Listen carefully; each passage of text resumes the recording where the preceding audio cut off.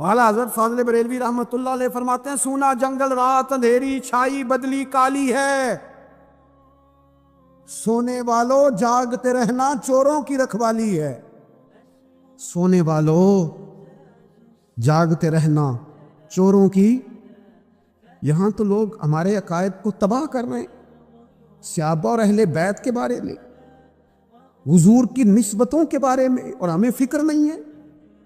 اتنی دور لے جایا جا رہا ہے، اتنا فکری انتشار نہیں کہا۔ حضرت ربیعہ بن کعب کی وہ حدیث تو سارے لوگ سناتے ہیں کہ وضو کرایا کرتے تھے تو نبی پاک نے فرمایا کچھ مانگ لے، انہوں نے جنت میں نبی پاک کا پڑوسی مانگ لیا، یہ بخاری میں موجود ہے۔ لیکن وہ والی حدیث بھی پڑھو کہ جب نبی پاک نے انہیں کہا کہ ربیعہ تو مجھے وضو کراتا رہتا ہے، شادی کیوں نہیں کرتا؟ حضور نے نہیں فرمایا کہ اس کا ذاتی معاملہ ہے، میں شادی کراؤں گا، میں اس کام میں کیوں آؤں گا، شادی کیوں نہیں کرتا؟ اس کی حضور کوئی کاروبار نہیں، کوئی معاملہ نہیں، کوئی رنگ روپ نہیں، اور آپ کی خدمت سے بھی روک جاؤں گا۔ کہتے ہیں حضور خاموش ہو گئے۔ اگلے دن پھر پوچھا نکاح کیوں نہیں کرتے؟ میں نے کہا حضور نہ کاروبار ہے، نہ گھر ہے، نہ مکان ہے، نہ رنگ روپ ہے، کون رشتہ دے گا؟ جب میں یہ کہہ کے باہر نکلا نا حضور خاموش ہو گئے، تو میرے دل میں خیال آیا ربیعہ تو بحث کیوں کرتا ہے؟ اور ان کو بتاتا ہے جنہیں اللہ نے سارا کچھ ہی عطا فرمایا ہوا ہے۔ حضور کہتے ہیں شادی کیوں نہیں کرتا؟ تو چپ کر کے کہہ دے محبوبہ جیسے دل کرتا ہے ویسے کر دے، تم آگے سے دلیلیں دیتا پھرتا ہے۔ یہ بھی کو بات ہوئی۔ فرماتے ہیں اگلے دن میں نے ارادہ کر لیا، حضور نے اگر آج کہا تو کہہ دینا یا رسول اللہ جیسے دل ہو کرے۔ میں نے وضو کرایا، میرا خیال تھا حضور یہاں روک کے کہیں گے، یہاں روک کے کہیں گے، پر حضور نے آج بات ہی کوئی نہ کی۔ میں دیر تک سوچتا رہا یہاں کہیں گے، یہاں کہیں گے، پر آج حضور نے بات ہی نہ کی۔ میں پچھتا رہا تھا کہ 2 دن موقع ملا، میں نے ضائع کر دیا۔ فرماتے ہیں وضو پورا کرا کے جب میں باہر نکلا، دروازے تک پہنچا تو محبوب نے آواز دی، بات سن۔ میں ٹھہر گیا، فرمایا شادی کیوں نہیں کرتے؟ کہتے ہیں میرا تو دل پھولوں کی طرح کھل اٹھا۔ میں نے کہا یا رسول اللہ جیسے دل کرتا ہے کرا دے۔ نبی پاک علیہ الصلوۃ والسلام نے فرمایا فلاں قبیلے کے سردار کے پاس جا، اسے کہا اپنی بیٹی کا نکاح تیرے ساتھ کر۔ کہتے میں گیا، تھوڑی دیر کے لیے توقف کیا انہوں نے، لیکن پھر وہ راضی ہو گئے۔ میں واپس آیا، سنو یہ جی اس کا ذاتی معاملہ ہے، لیکن نبی پاک نے دیکھا کہ اس کو ضرورت ہے میری، اس کا نکاح نہیں ہو رہا، گھر نہیں آباد ہو رہا، تو حضور نے پورا کردار ادا کیا۔ میرے محبوب کریم علیہ الصلوۃ والسلام نے حضرت حارثہ بن نعمان کو بلایا، فرمایا تیرا ایک مکان خالی ہے؟ کہ یا رسول اللہ ہاں۔ فرمایا یہ میرے ربیعہ کو دے دے، اس میں رہا کرے گا، دلہن کو لائے گا۔ حضرت بریدہ اسلمی کو بلایا، فرمایا ایک کھجور کی گٹھلی کے برابر سونا چاہیے۔ یا رسول اللہ کس لیے؟ فرمایا میرے اس غلام نے اپنی بیوی کو حق مہر دینا ہے۔ حضرت سیدنا عثمان غنی کو بلایا، تیسرے صحابی، فرمایا ایک مینڈے کا بندوبست تو نے کر کے دینا ہے۔ حضور کس لیے؟ فرمایا میں نے اپنے غلام کا ولیمہ کرنا ہے، بکرے کا بندوبست کر۔ ساری تیاریاں کر کے دیں۔ حضرت ربیعہ کہتے ہیں جب میں دلہن بیاہ کے گھر لایا تو میرے دوست یار رشتہ دار مبارک دینے آئے، کہنے لگے تیری کیا بات ہے، شادی بھی اعلیٰ خاندان، ولیمہ بھی، اور کھجور کی گٹھلی کے برابر حق مہر بھی۔ تو حضرت ربیعہ رو پڑے، فرمانے لگے میں تو کالا کلوٹا حبشی غلام تھا، سلام بھی کوئی نہیں لیتا تھا، مجھے مبارک نہ دو، میرے مصطفیٰ پہ درود و سلام پڑھو۔ یہ سارا حضور کا کرم ہے۔ کہتے ہیں اس کا ذاتی معاملہ ہے، بھئی سارا دن تیرے ساتھ رہتا ہے، اٹھتا بیٹھتا ہے، تیری نوکری کرتا ہے، تو نے کبھی پلٹ کے دیکھا ہی نہیں، تو نے کبھی اشک شوئی نہیں کی، تو نے اتنا ٹائم ہی نہیں دیا کہ تیرے کندھے پہ سر رکھ کے رو سکے، تیری توجہ ہی نہیں۔ نبی رحمت علیہ السلام دائیں بائیں والوں آگے پیچھے والوں کا خیال رکھتے، جہاں جس کو ضرورت ہوتی حضور اس کی ضرورت میں پہنچتے، اشک شوئی کرتے، نبی پاک پیار کرتے۔ کہتے ہیں اس کا ذاتی معاملہ ہے، میں کیا کروں؟ سنو حضرت جابر بن عبداللہ رضی اللہ تعالیٰ عنہ کے جو والد تھے نا حضرت عبداللہ بن عمر رضی اللہ تعالیٰ عنہ، وہ اعلیٰ ترین احد کے شہید ہیں کہ نبی پاک فرماتے ہیں رب کریم نے خود ان سے گفتگو فرمائی ہے، خود ان سے گفتگو کی اللہ تبارک و تعالیٰ نے۔ حضرت جابر بن عبداللہ کے والد عبداللہ بن عمر احد میں شہید ہو گئے تھے، 6 یا 10 مہینے تھی ان کی، قرضے چڑھ گئے، کاروبار میں نقصان ہو گیا۔ ضروری نہیں کہ کوئی آدمی دھوکے بازی ہو تو وہ مقروض ہوتا ہے، یہ ضروری نہیں۔ تلک الایام نداولھا بین الناس، اللہ لوگوں کے دن پھیرتا ہے، حالات تبدیل کرتا ہے۔ اب صحابی پہ کچھ شک کر سکتا ہے؟ لیکن حضرت جابر کہتے ہیں اتنا قرضہ چڑھ گیا کہ ایک ایک بال میرا قرضے میں ڈوب گیا۔ قرضے بڑے دینے تھے، مقروض آتے، تنگ کرتے. خود نبی کریم علیہ السلام نے فرمایا ہے کہ جو مقروض ہوتا ہے وہ قیدی ہوتا ہے، جب تک قرض دے نہیں لیتا اتنی دیر تک وہ آزاد نہیں ہوتا. حضرت جابر ابن عبداللہ کہتے ہیں میرے باغ میں کھجوریں پکی تھی. یہ بخاری میں بھی ہے، کنز العمال میں بھی ہے، ابن کثیر میں بھی ہے، امام حلبی نے سیرت حلبیہ میں لکھا ہے، بیسیوں درجنوں کتابوں میں آپ کو روایت ملے. فرمانے لگے کھجوریں جب میری پک کے تیار ہو رہی تھی تو مقروض جب پیسے لینے آتے تو میں کہتا قرضے یہ کھجوریں پکتی ہیں تو دیتا ہوں. یہ ہم پنجاب کے لوگ کیا کہا کرتے تھے، ہاڑی سونی جی، یہاں چاول کی فصل پہ یہاں گندم کے، ہم نے تو کپڑے لیے ہوتے تھے ادھار دکانوں سے کہ فصل پکتی ہے تو پھر دے دیتے ہیں، کہ کھجوریں پکتی ہیں تو دیتا ہوں. فرماتے پتہ مجھے بھی تھا کھجوریں زیادہ تھوڑی ہیں اور جن کے پیسے دینے ہیں وہ پیسے. فرماتے ہیں کھجوریں پک گئی، اتاری تو یہ تو 11 گنا بھی اور ہو تب بھی قرضہ نہیں اترتا. کہتے ہیں میں نے دوستوں سے، یاروں سے، رشتہ داروں سے، وہ جو کہتے ہیں نہیں کوئی حکم ہوا تو بتانا، پھر جس دن بندہ حکم بتاتا ہے اس دن کہتے ہیں آج سویرے ہی بچہ پیسے لے گیا. یہ تو 2 گھنٹے پہلے بتاتا تو تیرا کام ہنس رہے ہیں آپ بیچ بیچ میں سے، 2 گھنٹے بس لیٹ ہیں آپ، بلکہ کئی تو پونے گھنٹے کا ٹائم دیتے ہیں. کہتے ہیں پونا گھنٹہ پہلے تو آ جاتا تو تیرا کام بس. اور جب بھی آپ فون کرو اس سے اگلی دفعہ کریں تو پھر شاید آدھے گھنٹے کا ٹائم دے دیں کہ آدھا گھنٹہ ہو گیا تو لیٹ ہو گیا، ورنہ کام بالکل تیار تھا. اور ہمارے زمانے میں تو دوستی قائم رکھنی ہے تو صرف اس سے رہ سکتی ہے جسے آپ کام نہ بتائیں. حالانکہ اس دوست کا کیا مطلب، دنیا تے جو کام نہ آیا اوکھے سوکھے ویلے، اس بے فیض سنگی کو لو بہتر یار اکیلے. کیا مطلب ہے، کام بتایا تو رفو چکر ہو گیا، مانا کیا ہوا اس بات.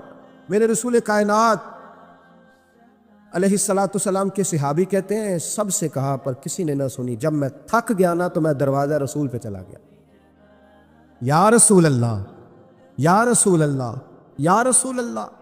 حضور قرضے زیادہ ہیں، کھجوریں کم ہیں، یہودیوں کے پیسے ہیں وہ مانتے نہیں. نبی پاک نے فرمایا ان سے کہو تھوڑے تھوڑے لے لے باقی پھر دے. حضور نہیں مانتے. حضور کہہ سکتے تھے سلمان جاؤ بات کر کے آؤ، جاؤ بلال صہیب جاؤ. کون جاتا ہے مقروضوں کی سفارش کرنے؟ کہتا بھائی میں نہیں بیچ میں آؤں گا، اتنے پیسے اوہو، میں اپنے موبائل فون بند کر جاتے، کو پوچھے نہ. لیکن نبی کریم علیہ السلام نے فرمایا سنو، خود رسول پاک، خود نبی پاک نے، حضور نے فرمایا چل میں تیرے ساتھ چلتا ہوں، چل میں تیرے ساتھ چلتا ہوں.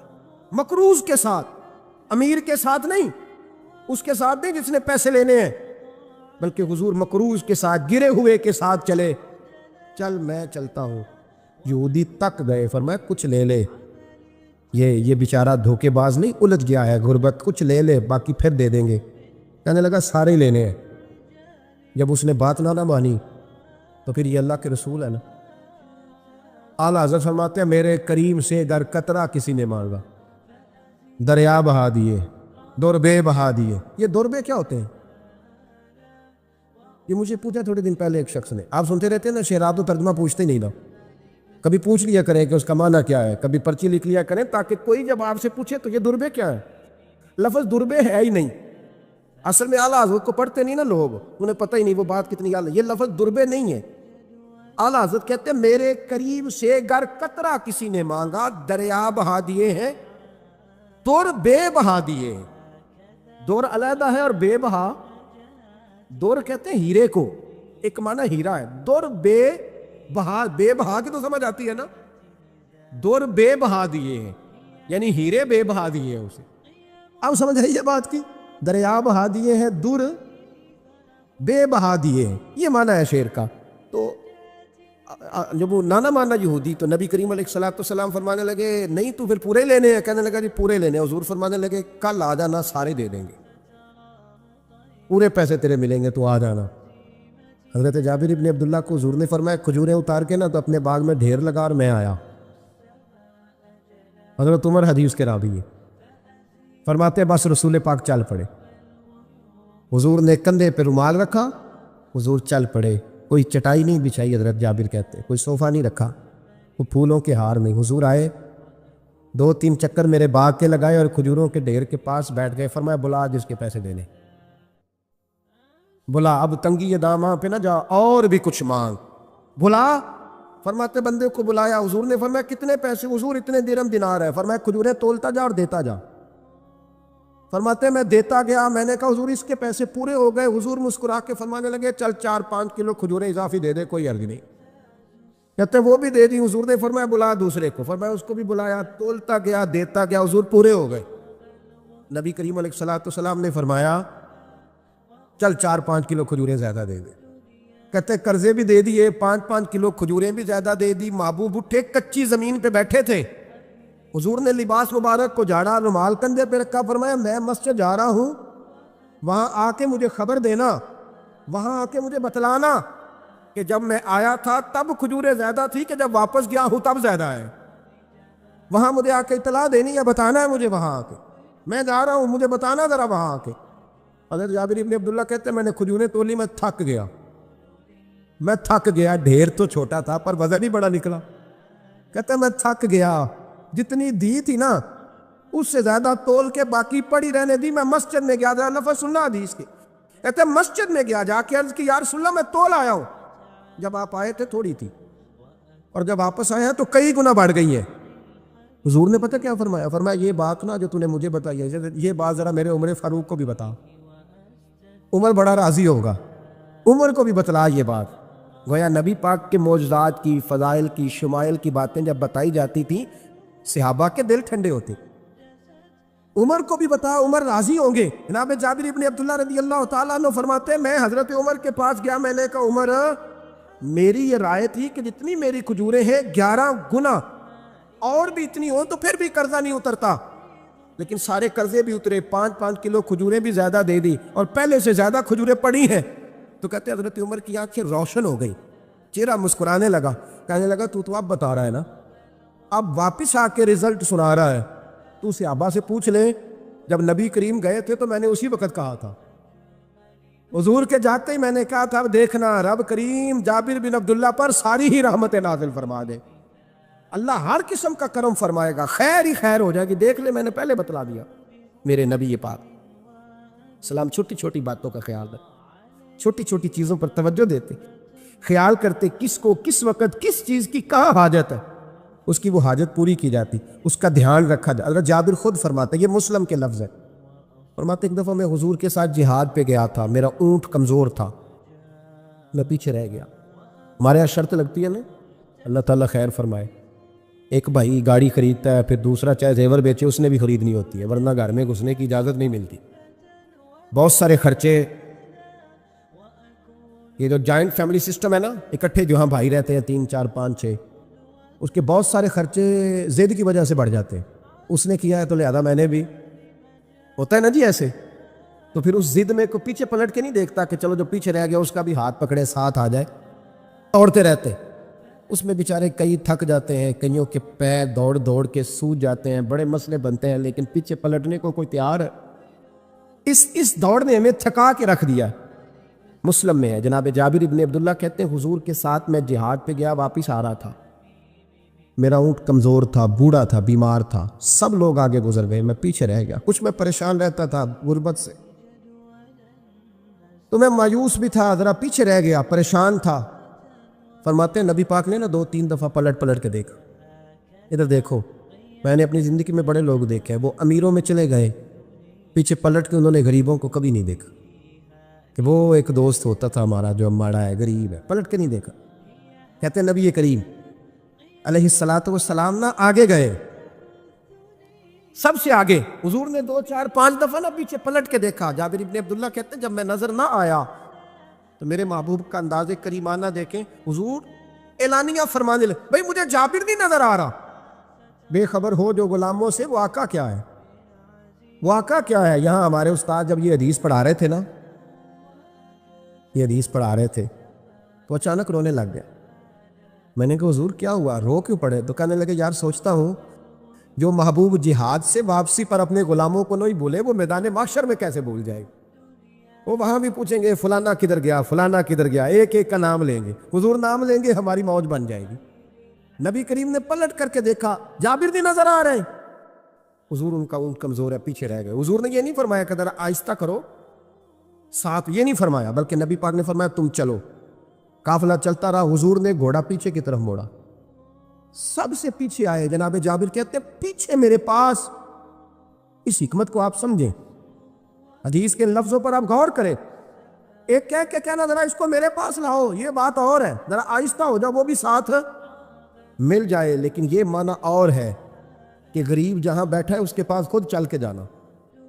حضور خود پلٹ کے پیچھے آئے اور فرماتے میں جو کہ پریشان تھا تو محبوب میری طرف دیکھ کے فرمانے لگے اس کو دوڑاتا کیوں نہیں, پیچھے کیوں رہ گیا. تو کہتے ہیں مایوس بندہ, پریشان بندہ, کبھی کبھی وہ اس طرح بولتا ہے کہ جیسے کڑ رہا ہے, تھوڑا سا نا سخت ترش باتیں بھی کرتا ہے. کہتے ہیں میں نے اس عالم میں نا, میں نے کہا حضور اس قابل ہوتا تو سب کے ساتھ مل نہ جاتا, کمزور ہے, ماڑا ہے, مہران ہے, وہ بھی پرانی, جو چل ہی نہیں سکتی. یہ کہاں یا رسول اللہ دوڑے گا, اس قابل ہی نہیں ہے. حضور اس قابل ہوتا تو قافلے کے ساتھ نہ ہوتا. کہتے ہیں حضور نے میری طرف توجہ فرمائی, میں باتیں کر رہا تھا اپنے اندر کی پریشانی کی, تو حضور مسکراتے جا رہے. حضور کے ہاتھ میں چھڑی تھی, فرمانے لگے ایسے ہی تو باتیں کر رہا ہے. نبی پاک نے اونٹ کی پشت پہ چھڑی لگائی اور فرمایا تو دوڑتا کیوں نہیں, بڑے ہلکے سے مسکرا, تو دوڑتا کیوں نہیں. تو جناب جابر بن عبداللہ کہتے ہیں جو سب سے پیچھے تھا نا وہ سب سے آگے نکل گیا, وہ دوڑتا گیا دوڑتا. فرماتے ہیں میرا چہرہ بھی عجیب سا, لوگ میرے انداز دیکھیں کہ یہ کیسے آگے نکل گئے, کیسے, کبھی نہ سوچ یہ کیسے نکل گیا, بس سمجھ لے آگے وہی نکلا ہے جسے مصطفیٰ کی تھپکی مل گئی ہے. تو یہ نہ کہ سیاست کر گیا, چلاکی کر گیا, بس تھپکی مل گئی تو بات بن گئی. کہتے ہیں میں نکل گیا آگے, حضور کی تھپکی جو ملی تھی. حضرت جابر بن عبداللہ کہتے ہیں حضور گھوڑا دوڑا کے میرے پاس آئے, خود حضور نے میرا اونٹ تیز کرایا نبی پاک کی برکت سے. تو قریب آ کے فرمانے لگے ٹھہر جا یار, ہم بھی تیرے قافلے میں, ہمیں بھی ساتھ لے لیں.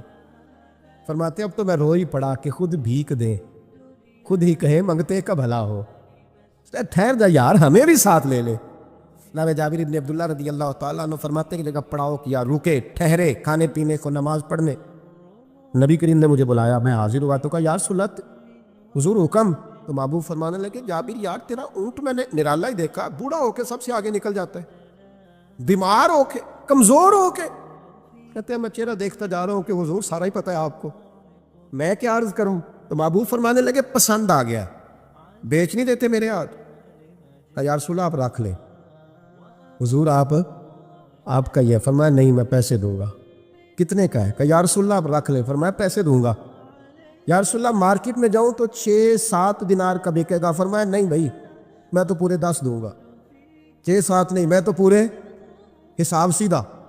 6-7 کا کیا حساب ہوا, 10 پورے کا. حضور پھر بندہ نوازی ہے نا, کون بول سکتا ہے. حضور نے فرمایا بلال تیرے پاس 10 دینار تھے. حضور ہیں. فرمایا ان کو دے دو, اونٹ کے پیسے رکھ لو اور مال نہ مدینے جا کے دے دے. جابر بن عبداللہ کہتے ہیں میں مدینے گیا شام کو, میں نے نا کبھی اپنے اونٹ کی اتنی خدمت نہیں کی جتنی اس دن کی. میں نے اسے بڑے پیار سے نہلایا, میں نے نئی رسی خرید کے اسے نکیل ڈالی, آج محبوب کی بارگاہ میں لے کے جانا ہے. کہتے ہیں تیاری کر کے نا, تیاری پوری تیاری کر کے, تن تندور ہڈاں دا بالن تے اسی ہاواں نال تپایا, کپ کپ مکیاں پیڑے کیتے, عشق پلے تھلایا, تن دا سالن تے من دی ہانڈی, اتو نون صبر دا پایا. غلام فریدا وے میں ساری تیری, تینوں اجے یقین نہیں آیا. کہتے ہیں اسے بڑے پریم سے, بڑی محبت سے سجا کے, سوار کے, نکھار کے, تیار کر کے میں نبی کریم کی بارگاہ میں لے کے گیا. ظہر کی نماز پڑھ کے حضور نکلے, میری طرف دیکھا. میں نے کہا حضور پیسے لے لیے تھے, یہ آپ کا سامان ہے, مال ہے. کہتے حضور نے نکیل تھامی, میں واپس پلٹا, ابھی گلی کی نکر مڑا نہیں تھا. حضور نے آواز دی جابر ذرا سن تو صحیح. کہتے میں واپس آیا ہوں تو حضور مجھ سے باتیں کرنے لگے.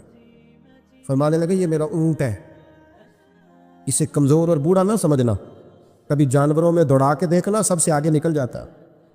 اور کریم محبوب فرمانے لگے 6-7 دینار کا نہ سمجھنا, میں نے پورے 10 دینار کا خریدا. اور پھر حضور پھر مسکرائے. فرمایا جابر تمہیں پتہ ہے تحفہ لینے دینے سے محبت بڑھتی ہے. حضور ہاں. فرمایا رکھ لو, میں تمہیں تحفے میں دینا چاہتا ہوں, رکھ لو میں تحفے میں دینا چاہتا ہوں. جناب جابر بن عبداللہ کہتے ہیں میں واپس لوٹ رہا تھا, رو رہا اور کہہ رہا تھا جیسا نبی اللہ نے مجھے دیا, جیسا رسول اللہ نے, سب سے اولا ہو اعلیٰ ہمارا عالم. آنکھیں بند کر کے جھوٹ کی زندگی جی کے, اپنے ساتھ بددیانتی کر کے, دھوکہ دے کے اپنے آپ کو, دائیں بائیں اپنے آپ کو کہیں مصروف رکھ کے کچھ وقت ضائع تو کر لیتے ہو، پر تمہیں پتہ تو ہے نا کہ عبادت اللہ کی کرنی، تمہیں اس کی خبر ہے۔ اور میرے رسول پاک علیہ وسلم نے فرمایا بندہ اللہ کے سب سے قریب اس وقت ہوتا ہے جب وہ سجدے کی حالت میں ہوتا ہے۔ کس کے قریب ہوتا ہے؟ اللہ کے سب سے قریب ہوتا ہے، وہ بڑا نیڑے ہے رب کے، بڑا قریب ہے، اس لیے کہ وہ حالت سجدہ میں، وہ جب سجدے کرتا ہے نا اس کی بارگاہ میں جب جھک جاتا ہے۔ آپ ذرا سجدے کی کیفیت دیکھیں نا، زبان بھی یہاں ہے، آنکھ بھی یہاں ہے، کان بھی، عقل بھی ساری، اس نے سارا کچھ رکھ دیا سجدے۔ آپ وہ کبھی پیچھے جائیں تو دیہاتوں میں کہا جاتا تھا ناک سے نکیریں نکالو، بہت بڑی سزا ہوتی تھی نا، ناک سے نکیریں نکالو، بڑی سزا ہوتی تھی۔ تو اس نے کہا مالک مجھے کسی نے کہا نہیں، پر دیکھنا میں نے رکھ دی ساری عقل سجدے میں، اور رکھ کے کہا کیا سبحان ربی یا اللہ، اللہ میں پست ہوں تو اعلیٰ، اللہ تو میرا رب ہے اور تو سب سے اعلیٰ اتنا۔ اور فرمایا جب یہ اس کیفیت میں ہوتا ہے تو پھر یہ اپنے رب کے قریب ہوتا ہے۔ میرے نبی کریم علیہ الصلاۃ والسلام نے مصلی سے دل لگانے کا درس دیا، حضور نے توجہ دلائی، صحابہ اس ذوق کے حامل لوگ تھے، وہ کوشش کرتے تھے۔ جناب صدیق اکبر رضی اللہ تعالیٰ عنہ کا عبادت کا مزاج ہمیشہ قائم رہا۔ حضرت عمر فاروق ساری رات اللہ کے حضور کھڑے رہے۔ حضرت عثمان غنی رضی اللہ تعالیٰ عنہ عشاء کی نماز پڑھ کے 2 رکعتوں کی نیت باندھتے تھے، 15 سپارے پہلی رکعت میں پڑھ دیتے اور 15 سپارے قرآن مجید کے دوسری رکعت میں پڑھ دیتے۔ آپ نے نا حضرت عمر فاروق کے وصال کے بعد ان کی ایک بیوہ سے نکاح کیا، حضرت عثمان غنی نے نکاح کیا۔ وہ خاتون آپ کے نکاح میں آئیں تو عرض کرنے لگی امیر المومنین میرے لیے اعزاز تو بہت ہے کہ میں امیر المومنین کی بیوہ تھی تو امیر المومنین کی منکوحہ ہو گئی ہوں، لیکن حضور نہ تو میں جوان ہوں کہ میرے اندر رغبت ہوتی اور نہ میں اب اس قابل ہوں کہ کوئی خدمت کر سکوں، میرے ساتھ نکاح کی وجہ کیا بنی؟ تو عثمان غنی رو پڑے، فرمانے لگے میں نے عمر فاروق کو مسجد میں اپنے رب سے ڈرتے ہوئے دیکھا، میں نے اسے روتے ہوئے دیکھا، عدل کرتے دیکھا، انصاف کرتے دیکھا، امت کی خیر خواہی کرتے دیکھا۔ تمہارے ساتھ نکاح اس لیے کیا ہے کہ تم مجھے یہ بتاؤ کہ عمر فاروق گھر کے اندر اپنے رب کو کیسے راضی کرتے، گھر کے اندر کیسے راضی کرتے تھے، وہ طریقے بتلاؤ، تم بتاتی جانا اور میں بھی اسی طرح گھر میں عبادت کروں۔ جس گھر میں اللہ کا ذکر ہوتا ہے وہ گھر زندوں کا ہے، اور جس گھر میں رب کریم کا ذکر نہیں ہوتا وہ گھر زندوں کا نہیں ہے۔ گھر نا ہم نا کتابوں میں پڑھتے ہیں کہ ایک بزرگ کہتے ہیں، حضرت فضیل بن عیاض کہتے ہیں کہ میں ایک گلی سے گزر رہا تھا تو گھر کے اندر کسی قاری صاحب نے قرآن کی آیت پڑھ دی وَلِمَنْ خَافَ مَقَامَ رَبِّهِ جَنَّتَانِ، میں تو میرے کانوں سے ٹکرائی تو اللہ نے میری کایا ہی پلٹ دی، میں توبہ کر گیا۔ اب گھر کے اندر سے آواز آئے تو صحیح نہ تلاوت کی، پر اندر سے آواز آتی نہیں ہے، ڈیک بجنے کی آواز آتی ہے یا ٹی وی چلنے کی آواز آتی ہے یا دھوم مچانے کی آواز آتی ہے۔ عبادت کا وہ جو خاص شوق تھا، وہ جو حسن تھا، وہ جو توانائی تھی، وہ جو بات۔ ایک جگہ پہ ہم بیٹھے تھے تو وہاں ایک صاحب آئے اور انہوں نے آتے ہی کہا کہ مہربانی کریں ذرا مجھے مصلی دے دیں، میرے نہ کچھ نفل رہ گئے۔ تو میں نے وضو کر لیا تو کوئی مصلی مل جائے، مصلی انہیں دے دیا گیا، وہ مصلی لے کے چلے گئے تو پیچھے ایک صاحب نے تبصرہ کیا کہ انہوں نے کتنا ریاکار بندہ ہے، لوگوں کو دکھا رہا ہے کہ میں نفل پڑھتا ہوں، ہے کوئی بات کرنے والی؟ میں نے اسے کہا، میں نے کہا تو مہربانی کرنا، اس طرح کی ریاکاری تو بھی کر، پکڑ مصلی اور جا تو بھی تھوڑی ریاکاری کر کے آ، اٹھ ذرا شکر کر، کوئی یہ ریاکار بھی ملا ہے، کوئی نفل پڑھ کے ریاکاری کرنا ہے۔ اللہ کا میں کہتا ہوں کو پڑھے تو صحیح نہ، جا یہ کوئی دور ہے نفل پڑھنے کا، اس میں تو لوگوں کا مزاج ہی نہیں، طبیعت ہی نہیں۔ میں نے کہا چل مہربانی کر یہ دے مصلی اور تو بھی جا تھوڑی سی کاریا ریاکاری کرو تو صحیح نا، مزاج ہی نہیں، ذوق۔ جمعے کی نماز پڑھ کے یوں دنیا بھاگتی ہے، او ہو پتہ نہیں کون سی پیچھے آگ تھی جو بجھائی جائے گی، اور آج تک لوگ مسئلہ پوچھ رہے ہیں کہ جمعے کی بعد والی سنتیں کتنی ہوتی ہیں۔ میں نے کہا کتنے سال ہو گئے جمعہ پڑھتے، کتنے سال ہو گئے، ابھی تک سنتوں کا نہیں پتہ، ابھی تک نہیں علم کے پہلے کتنی رکھتے ہیں اور بعد میں کتنی رکھتے ہیں۔ فجر کی سنتیں کب پڑھنی چاہیے، سنو فجر کی سنتوں کے بارے۔ میرے رسول کریم سید عالم صلی اللہ تعالیٰ علیہ وسلم سے ایک صحابی نے پوچھا تھا، حضور میری فجر کی سنتیں رہ گئیں یا رہ جاتی ہیں تو حکم کیا ہے؟ کیا انداز ہے حضور کا۔ بخاری مسلم کے لفظ سنو، حضور سید عالم صلی اللہ علیہ وسلم فرمانے لگے، اس نے کیا پوچھا تھا؟ حضور جواب کیا دیتے؟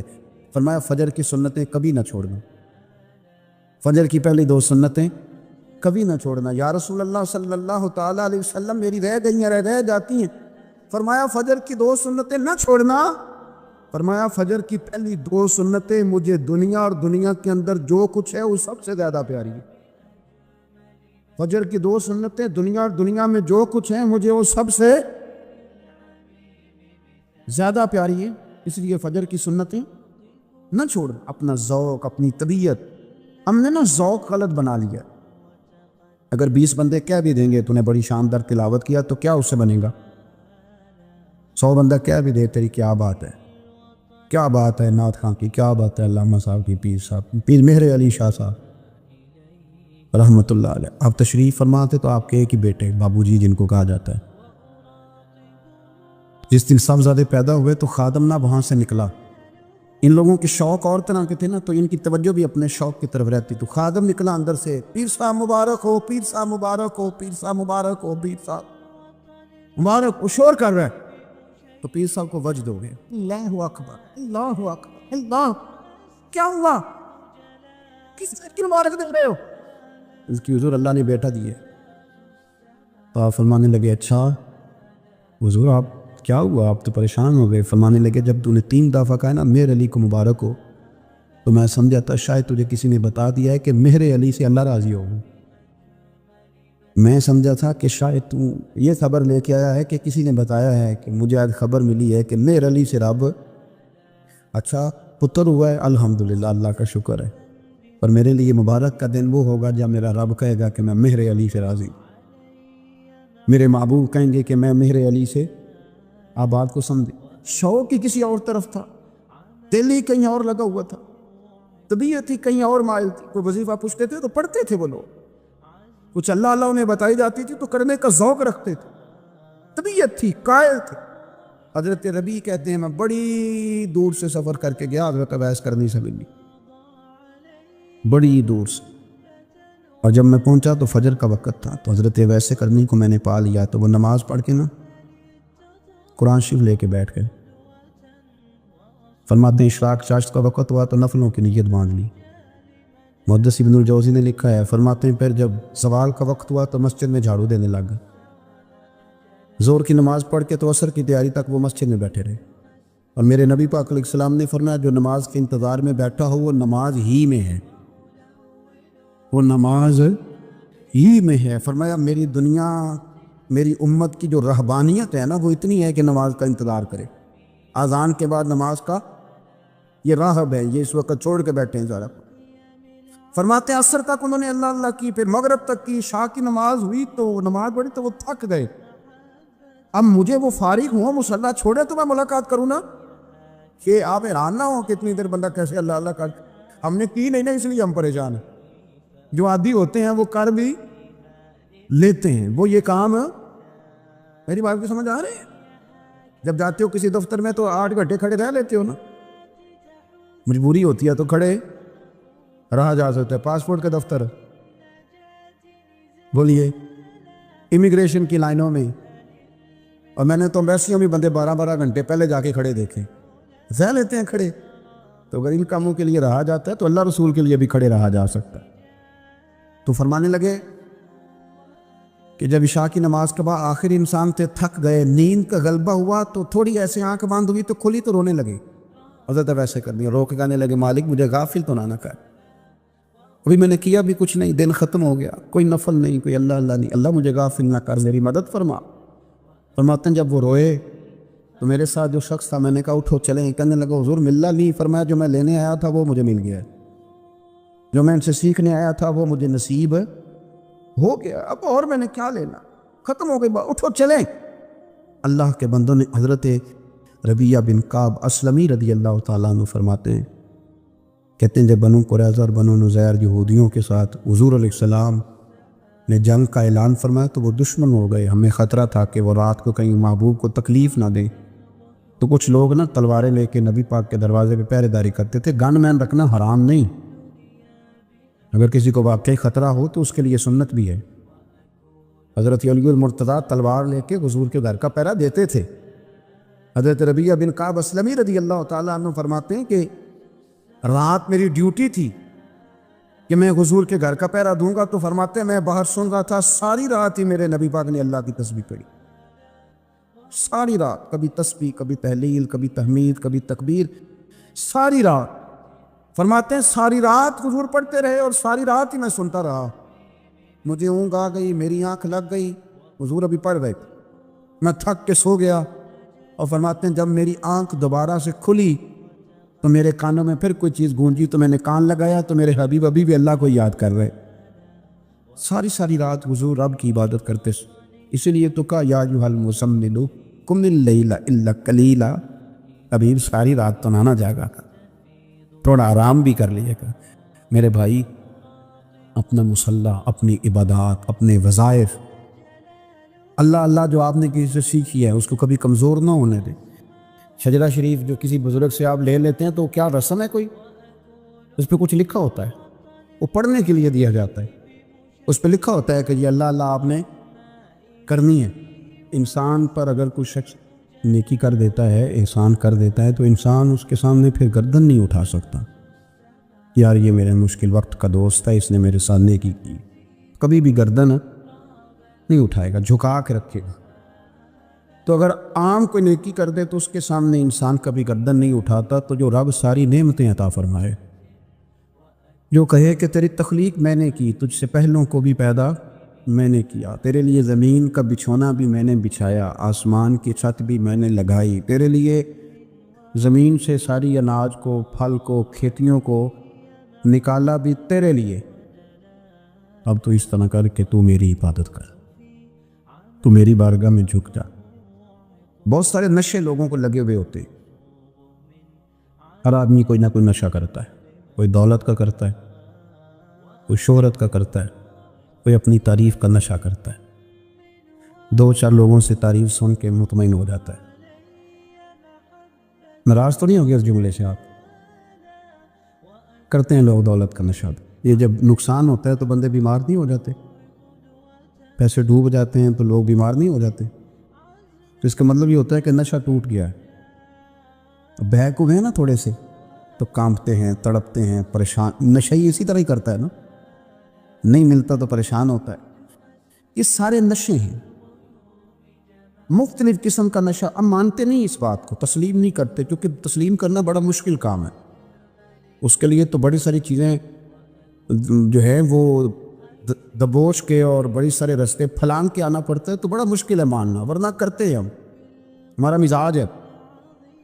یہ گھومنے پھرنے کا، دنیا دیکھنے کا بھی ایک نشہ ہے، یہ بہت ساری باتیں کرنے کا بھی ایک نشہ ہے، گپ شپ کا بھی ایک نشہ ہے۔ دو چار لوگوں کی جب تک پگڑیاں نہ کھول لیں، بعض لوگوں کو نیند نہیں آتی۔ یہ غیبت کا، چغلی کا، بددیانتی کا، یہ بھی ایک نشہ ہے۔